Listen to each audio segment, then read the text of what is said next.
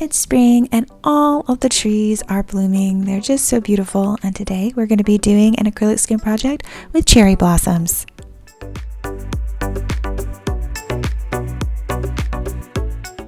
Okay, so the first thing you're going to need is an acrylic skin. You may have a skin you want to use, but if not, you'll need to make one. And here I have a skin that is 3 different colors of pink, and I'm going to show you quickly how to make a skin in case you don't have one for your project.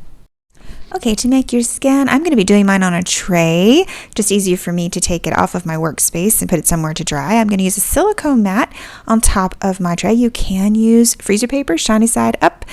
And I'm just going to be pouring a layer of white. I'm also going to be putting some of my metallic white on the side. And then I will add my colors to it. I want them to be fairly subtle. And I'm just going to be using shades of pink. You can see how the tray makes it very easy for me to move around my colors and actually kind of do like a pour painting on my silicone. I'm just going to add my colors. I'm going to use a skewer. These are different colors of pink. I've got fluorescent pink and magenta. These are just colors from Liquitex.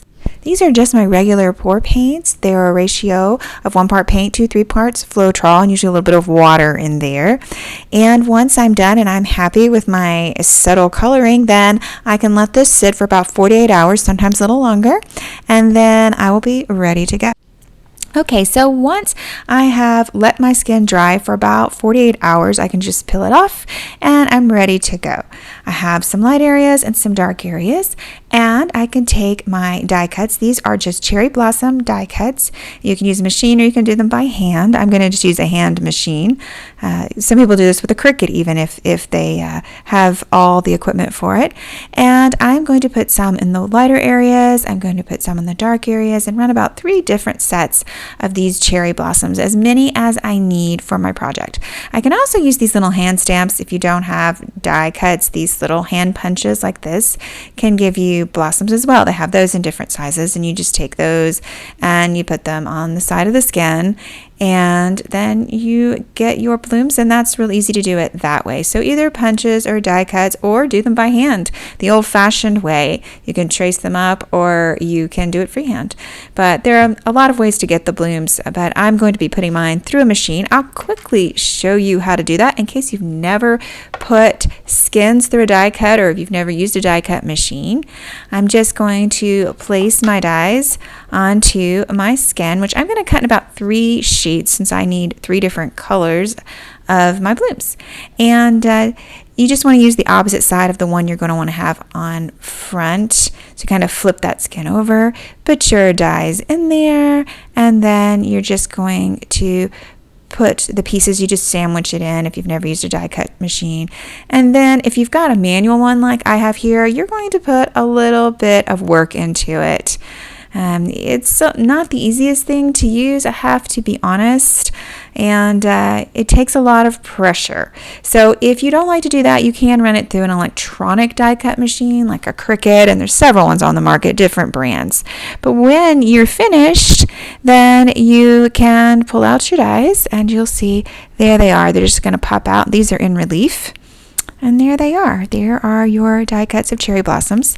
And I'll just pull out all the ones in the different colors. And I'm going to probably do this multiple times till I have enough cherry blossoms for my project. I should also say these little teeny ones like this, these are actually the centers of the flower. So I have a lot of these to make too. And I'm going to put some of these in contrasting colors, as you'll see. Today we're going to be working on an 8x16 burlap canvas. What I love about this is these were on clearance. I guess a lot of people aren't using burlap, but I love the natural texture, and it really inspired me to do this piece because it is so quintessential spring and natural. So we're going to use our burlap canvas in its natural state to showcase our acrylic skin cherry blossoms. Before I begin, I like to go ahead and kind of figure out the kind of composition that I am going to have, because on burlap, if you don't do a background, and you can do a background on the burlap, it's absolutely paintable, but if you don't kind of get what you want, it's not very forgiving if you're not going to do a lot for the background or not going to paint the burlap. So for me, I'm going to go ahead and lay out how I want my limb to look, I'm going to be doing a cherry blossom tree limb, and I want to make sure that I am using my canvas in the best way possible. Once I've got an idea of my composition and I've kind of mapped out the strategic location for my cherry blossoms, then I can begin. Go ahead and dry fitting them onto this, see if I like it.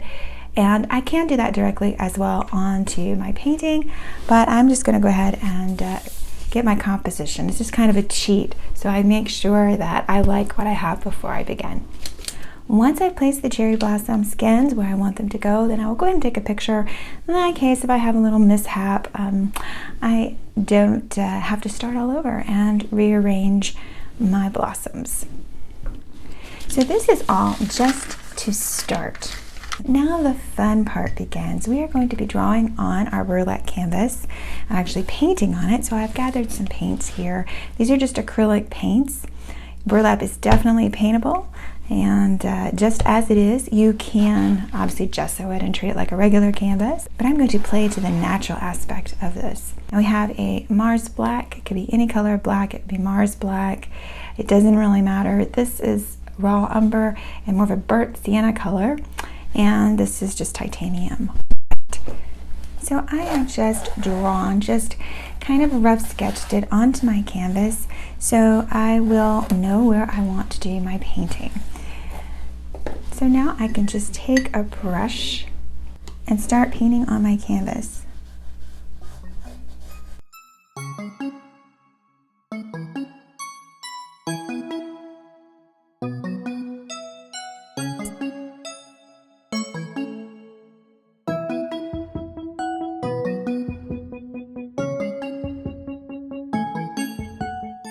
Now I like the roughness of this. If you don't like the roughness of the paint, you can obviously use a clear gesso over this. There is a clear gesso on the back of this already. It came primed on the back. If you want to have less texture, then you will need to add some gesso to this.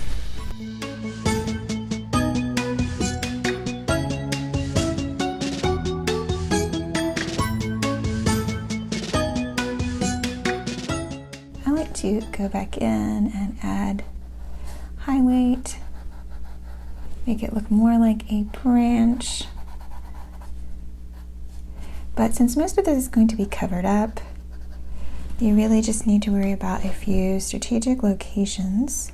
Cherry trees normally have a gray cast to them, so I'm going to be adding some white and a little bit of mixture of gray in there with my colors. That way it's a little bit more true to the way a cherry tree actually looks. So now I have my canvas and I have my template up above it, and I'm just going to start pulling off my flowers. Now if you notice right in the center, this is actually it's a yellower skin. I really like the contrast of that, so I have contrasted a little. These are not super realistic blooms. If I wanted super realistic, I would have to paint them, and you can actually paint the centers if you want to. I did not choose to do this. If you want to paint the centers instead of die cutting them or cutting them out, you can use matte fluid medium.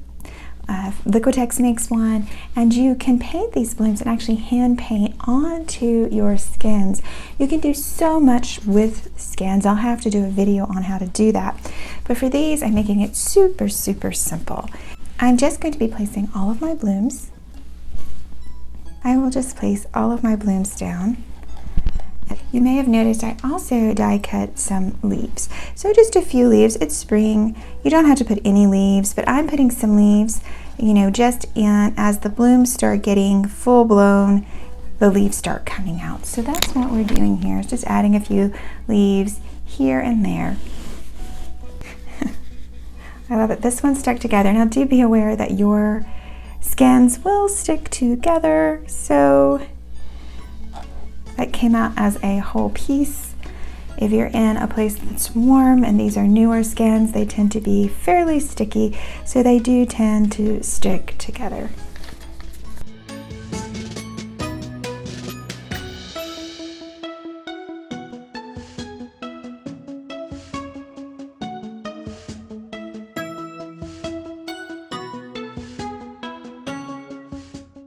I've decided I'm going to add just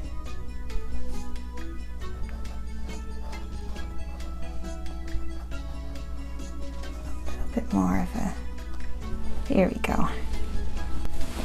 Now, as you notice, not all the blooms are perfect, and that is perfectly okay. They're perfectly imperfect, and that just mimics nature. So what I'm going to do is get these glued down, and then I'll show you what I'm going to put right here for just a little pop of color. My glue of choice today is Diamond Glaze, which, you know, I use for everything, but really you could use so many things to do this down, even possibly even school glue or hot glue. You can actually make these sort of 3D, but I'm just going to go for the basics, and I'm going to stick this down with my Diamond Glaze.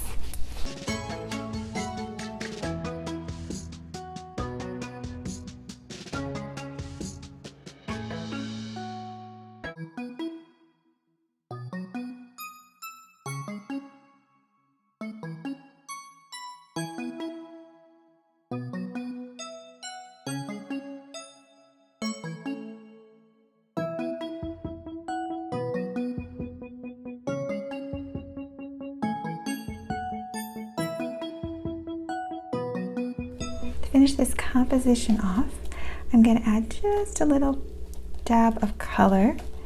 This is a different type of skin, but I am going to add a little dab of color, and I am going to put a pretty butterfly right up there.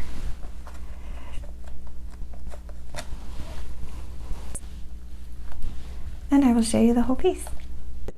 So here we are, and I will probably just spray varnish these. Now, you could have used something like Diamond Glaze over the top before you put these down, but I want to preserve the burlap, so I'm going to leave it kind of all natural. We'll see how the skins hold up. Sometimes skins will get brittle. You could go over these with a varnish, but if you spray varnish, it should be okay, at least for a while.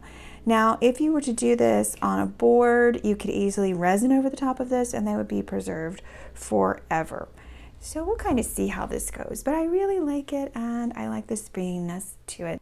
Sometimes you just want a spring craft, and when you're happy that you finally get warm weather after a cold winter. Don't forget to like and subscribe and leave a comment below. Thanks for watching. Until next time, bye now.